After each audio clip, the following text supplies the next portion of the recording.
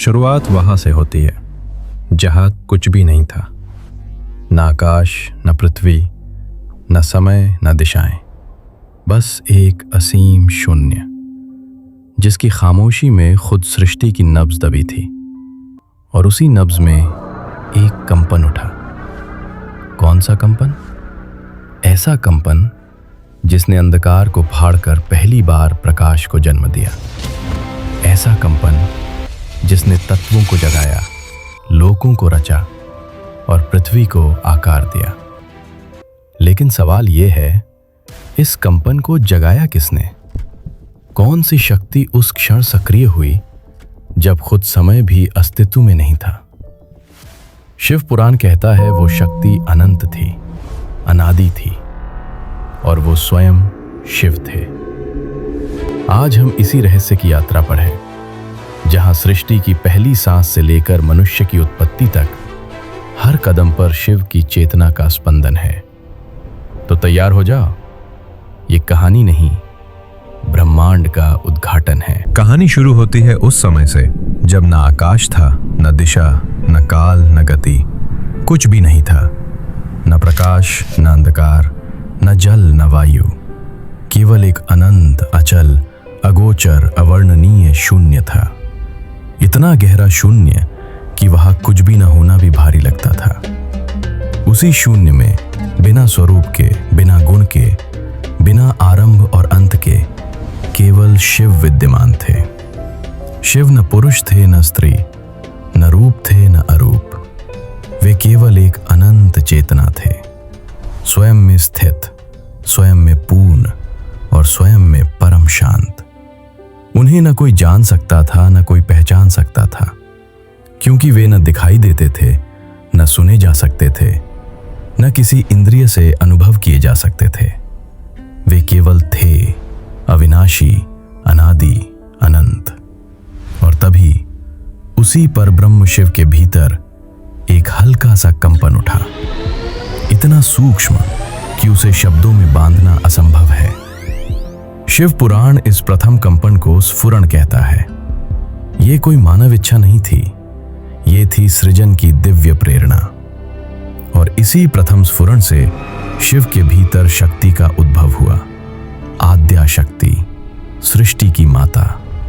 शिव और शक्ति का ये मिलन दृश्य नहीं था, ये ऊर्जा का संयोग था, जहां चेतना और शक्ति पहली बार एक साथ सक्रिय हुए।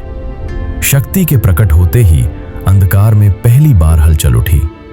न ये अग्नि थी, न प्रकाश, ये थी महासृष्टि की प्रथम स्पंदन लहर। यही आगे चलकर आदिनाद बनी और वही नाद ओंकार बनकर गूंजा।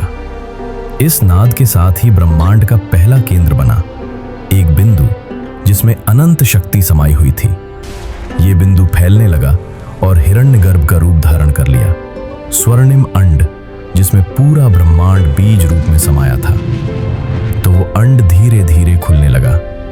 खुलते ही प्रकाश की धाराएं फूटी, आकाश का विस्तार हुआ, दिशाएं बनी, वायु चली, वायु से अग्नि प्रकट हुई, अग्नि से रूप बना, रूप से जल उत्पन्न हुआ और जल के स्थिर होते ही पृथ्वी का तत्व प्रकट हुआ। पंच महाभूत अपने अपने स्थान पर स्थिर हुए, ग्रह बने, नक्षत्र बने, लोक रचे गए। पर सृष्टि अभी भी अधूरी थी। तत्व थे पर उनमें चेतना नहीं थी। तब शक्ति ने शिव की आज्ञा से प्राण का निर्माण किया और जैसे ही प्राण ने सृष्टि में प्रवेश किया, जल में हलचल हुई, भूमि में कंपन आया और जीवन ने पहली बार सांस ली। शिव पुराण कहता है कि जीवन का प्रथम रूप जल में जन्मा, फिर समय के साथ जीव विकसित हुए, कुछ जल में रहे, कुछ भूमि पर आए, पर्वत उठे, नदियां बहीं, हवाएं स्थिर हुईं, पृथ्वी जीवित संसार बन गई। पर सृष्टि का उद्देश्य अभी भी पूरा नहीं हुआ था, क्योंकि सृष्टि तब तक पूर्ण नहीं मानी जाती जब तक चेतना का सर्वोच्च रूप मनुष्य जन्म न ले। तब शक्ति ने पंच महाभूतों में शिव की चेतना का सूक्ष्म अंश स्थापित किया। उसी से मानव शरीर की रचना हुई।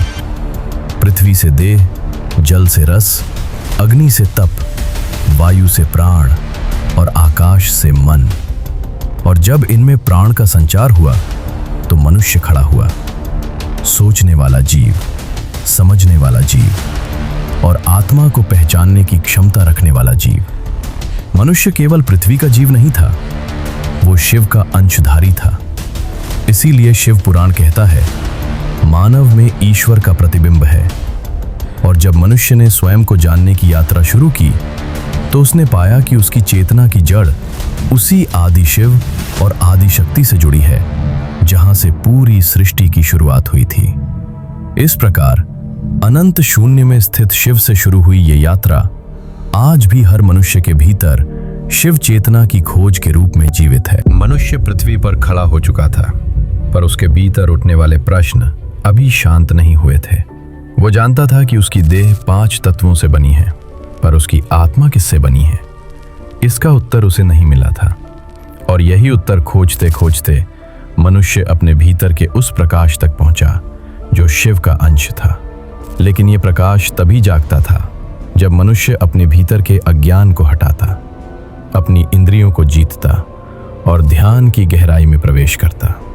जैसे जैसे मानव चेतना बढ़ी, वैसे वैसे पृथ्वी पर युगों का विस्तार हुआ।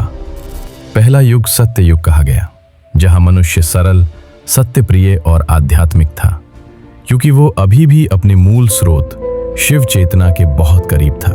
प्रकृति शांत थी, हवाएं निर्मल थीं, पृथ्वी नव यौवन में थी। देवता इसी समय मानव के सामने प्रकट होने लगे, न देह रूप में बल्कि ऊर्जा रूप में, संकेतों में, प्रकाश के रूप में। देवताओं का यह प्रकट होना शिव शक्ति की लीला के अंतर्गत था, क्योंकि शक्ति हर जीव के भीतर सक्रिय थी और शिव हर जीव की चेतना में स्थित थे। समय आगे बढ़ा और प्रकृति का संतुलन बदलने लगा। मनुष्य में इच्छा बढ़ी, ज्ञान विस्तृत हुआ और कर्मों का जाल गहराता गया। सत्य युग समाप्त हुआ और त्रेता युग का उदय हुआ। इस युग में मनुष्य प्रकृति से थोड़ा दूर हुआ, लेकिन धर्म और मर्यादा अब भी उसके जीवन का केंद्र थे। इसी समय देवताओं ने मनुष्यों को कई विधाएं सिखाईं। अग्नि का उपयोग, यज्ञ की विधि, औषधि का ज्ञान और ध्वनि की शक्ति। यही वो काल था जहां शिव ने संसार को तंत्र, योग और ध्यान की गुप्त विधियां प्रदान की। शिव ने ऋषियों को बताया कि मानव देह ब्रह्मांड का छोटा रूप है और ऊर्जा के केंद्र, जिन्हें हम चक्र कहते हैं, इन्हीं की मदद से मनुष्य स्वयं को दिव्यता तक उठा सकता है। त्रेता से द्वापर में प्रवेश होते ही मानव जीवन में संघर्ष बढ़ने लगा। इच्छाएं प्रबल हुईं, साम्राज्य बने, युद्ध हुए, ज्ञान फैला, लेकिन साथ ही मोह भी बढ़ा। देवता अब मनुष्यों पर कम प्रत्यक्ष होते थे, क्योंकि मनुष्य का मन अब बाहरी दुनिया में अधिक उलझ गया था। परंतु शिव अब भी हर जीव के भीतर मौन साक्षी की तरह उपस्थित थे। यही कारण है कि जब जब अधर्म बढ़ा, जब जब संतुलन बिगड़ा, शिव ने या तो अवतारों को प्रेरित किया या स्वयं रूप लेकर प्रकट हुए। कभी नटराज बनकर ब्रह्मांड को नृत्य से संतुलित किया, कभी भैरव बनकर अराजकता का अंत किया, कभी अर्धनारीश्वर बनकर यह बताया कि सृष्टि का आधार विभाजन नहीं, एकता है। द्वापर से कलयुग के द्वार हिमखंड की तरह खुलते गए और मानव का मन धीरे धीरे अपनी मूल चेतना से दूर होने लगा। कलयुग में मनुष्य बाहरी संसार में इतना उलझ गया कि वो अपने भीतर के शिव को भूलने लगा। यही शिव पुराण का गहरा संदेश है। जब मनुष्य बाहर खोजेगा उसे भ्रम मिलेगा, जब भीतर खोजेगा उसे सत्य मिलेगा। कलयुग में भक्ति, ध्यान और ज्ञान तीनों मार्ग खोए हुए मनुष्य को फिर से शिव चेतना तक ले जाने के लिए खुले हैं, क्योंकि शिव किसी पर्वत पर नहीं रहते, किसी लोक में नहीं छिपे। वो हर हृदय में उसी ज्योति की तरह बैठे हैं जो कभी बुझती नहीं। देवताओं का अस्तित्व भी इसी चेतना के विभिन्न रूप हैं।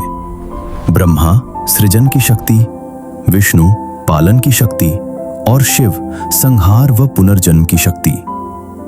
ये तीन नहीं है, यह एक ही ऊर्जा के तीन कार्य हैं। शक्ति बिना शिव अधूरी है, शिव बिना शक्ति निराकार। और मनुष्य दोनों का प्रतिबिंब है, चेतना भी, ऊर्जा भी। इसीलिए शिव पुराण कहता है कि मनुष्य देवत्व का बीज लेकर जन्मता है, लेकिन उसे वही बीज चेतना से सींचना पड़ता है। जैसे जैसे युग बीतते गए, इंसान ने विज्ञान, कला, भाषा, सभ्यता सब विकसित किया, लेकिन जितना वह बाहरी रूप से आगे बढ़ा, उतना ही भीतर की शांति से दूर गया। और आज भी हजारों वर्षों बाद भी मनुष्य उसी प्रश्न के सामने खड़ा है, मैं कौन हूं, कहां से आया हूं और वापस कहां जाऊंगा? शिव पुराण इसका उत्तर बहुत सरल देता है। तुम वही हो जिसे तुम खोज रहे हो। तुम उसी चेतना की लहर हो जिसने शून्य को जगाया, जिसने शक्ति को जन्म दिया, जिसने सृष्टि को गति दी, जिसने पृथ्वी को जीवन दिया। अंततः हर जीव उसी स्रोत में लौट जाता है जहां से उसकी यात्रा शुरू हुई थी, पर ब्रह्म शिव में। तो ये थी सृष्टि की शुरुआत। लेकिन याद रखना, ये अंत नहीं है, क्योंकि हर रहस्य एक और रहस्य को जन्म देता है। और जब तक इस ब्रह्मांड में जीवन की सांस चलती है, शिव की लीला कभी रुकती नहीं। अगले अध्याय में मिलते हैं, जहां रहस्य और भी गहरे होंगे और सत्य और भी चौंकाने वाला।